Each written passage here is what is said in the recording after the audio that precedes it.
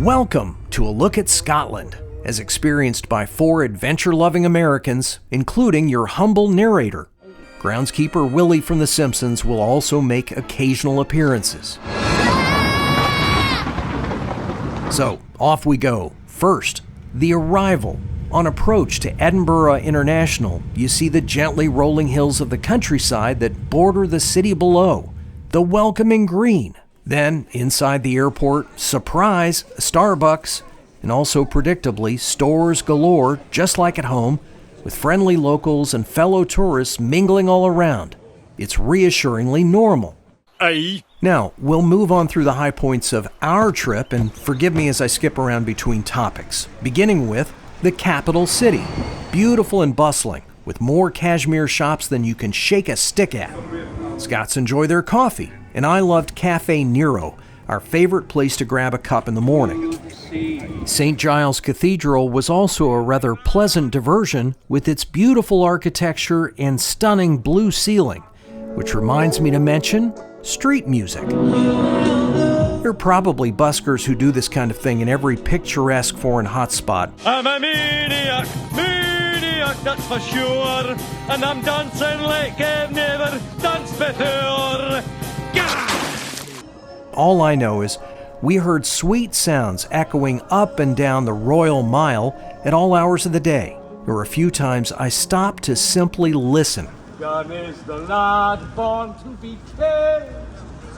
Oh, see the sky. Oh, and then there were these guys around just about every corner. Oh gosh, no. Here he goes.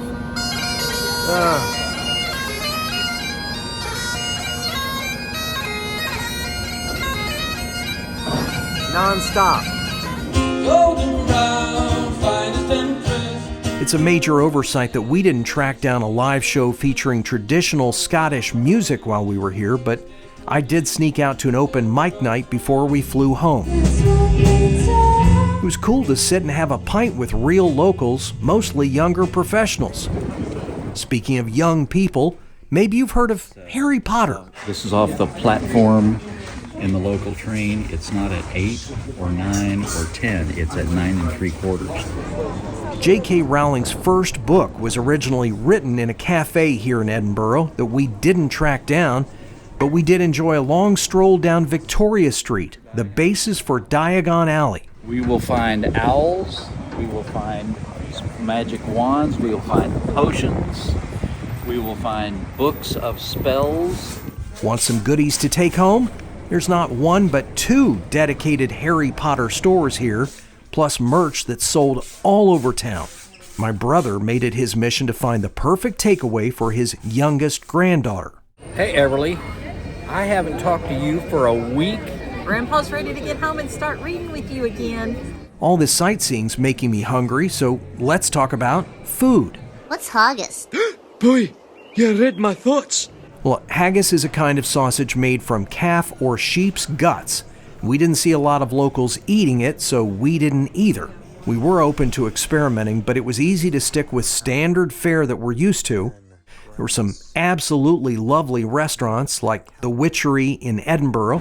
Dinner was fabulous. It was foodie perfect. Also, the Dome, formerly a bank, possibly the most eye-popping restaurant of its kind I've ever seen. Found myself staring at the gorgeous ceiling.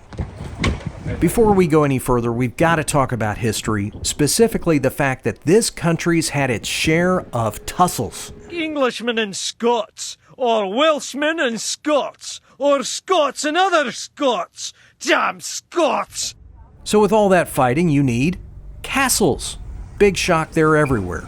And we started with a trip through Edinburgh's finest. So it is quite surprising that we actually found evidence of trade between the Gododin and the Romans here. Props to our knowledgeable castle tour guide, Georgia, who decided, for some reason, that yoga stretch pants were the way to brave the day's misty chill. She told us about the Scots' fascination with rooting out witchery, the comings and goings of royalty, and of course, tales of conquest. Deep in the countryside, we found castles long fallen, and we toured better-maintained castles now in private hands.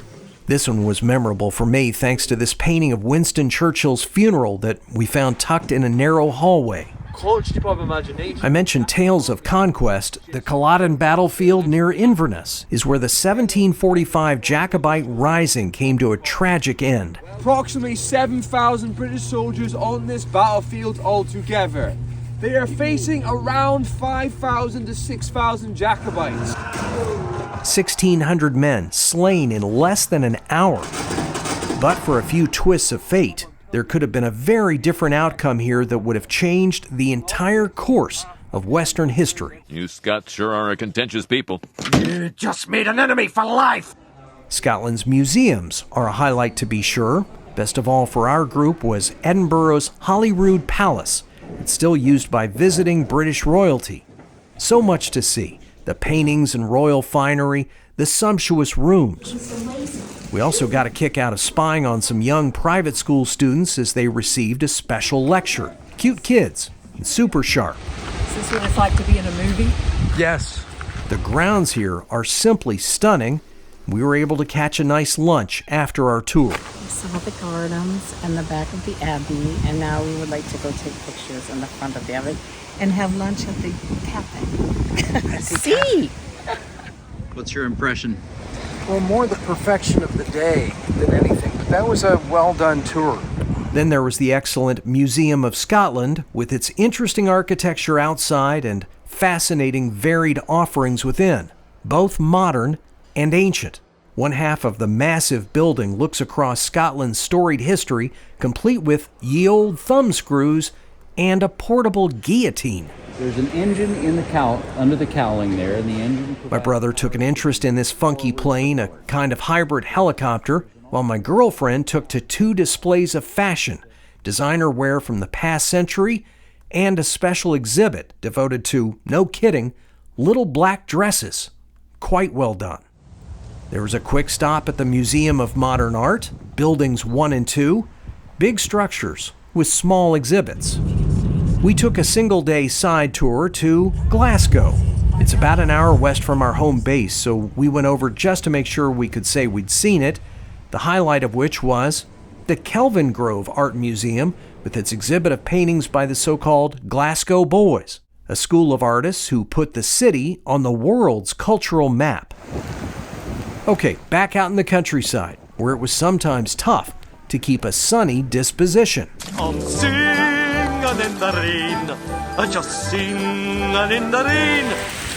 That's right, we had rain, lots of it. Water everywhere, and not a drop to drink.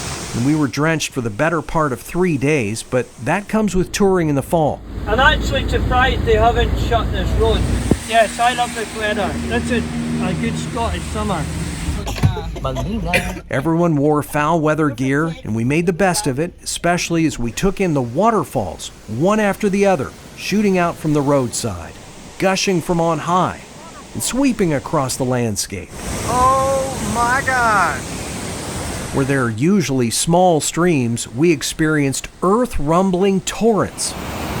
One false move around flows like this, you'll fall in, never to be seen again. But of course, I'm going to get some good video. Wait, you're trying to clear it.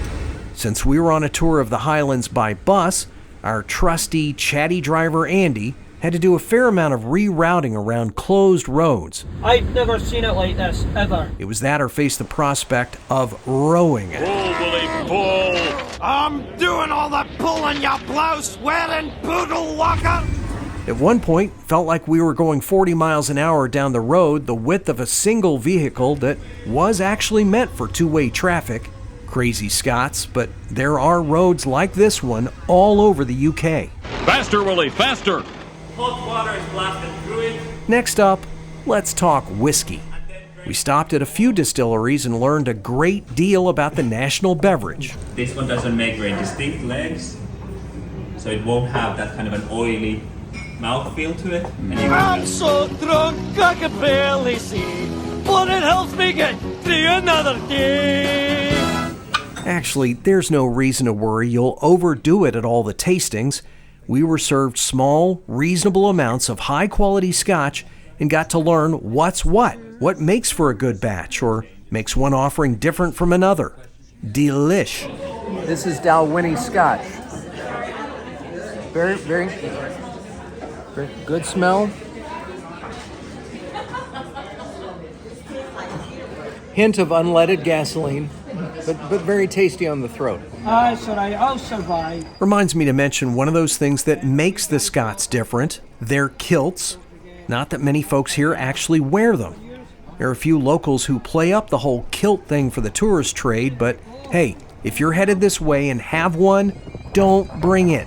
Jeans and sweaters are the way to go. Hold this. We did have fun checking out a store where kilts are sold. Rona, the sweet clerk we talked to, showed us the traditional gear for ladies, then let us feel an authentic kilt, shockingly thick and heavy. Oh my goodness, that's double, triple the weight. Hold that. Oh, yeah, so the men's gets backed, and you can see the buckles. It's sturdy and it's properly finished, and you get the flashes which go in the top of the socks. No, that kilt was only for day-to-day wear. In battle, we donned a full-length ball gown covered in sequins.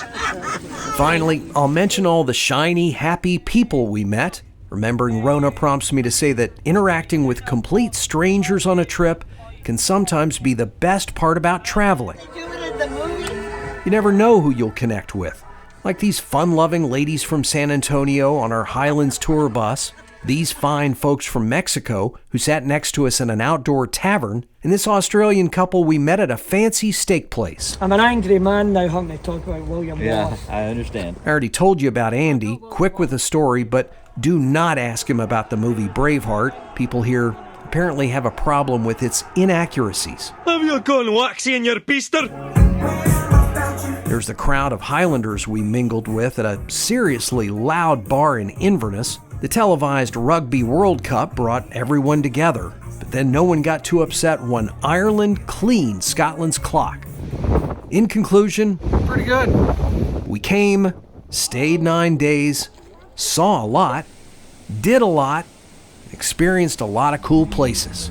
In good weather, this place would be beautiful. Just beautiful. Be there a cool loch where a lass could wash her long red hair. And yes, we saw Loch Ness. We weren't going to come all this way and not do a little monster hunting. Hey, we found Nessie. So, if you're on the hunt for a great place to visit, you'll have a hard time beating Scotland, a proud nation, full of surprises and charms. See ya. See ya. As the locals say, Marchen leven drasten. that's goodbye for now Aye. and happy trails.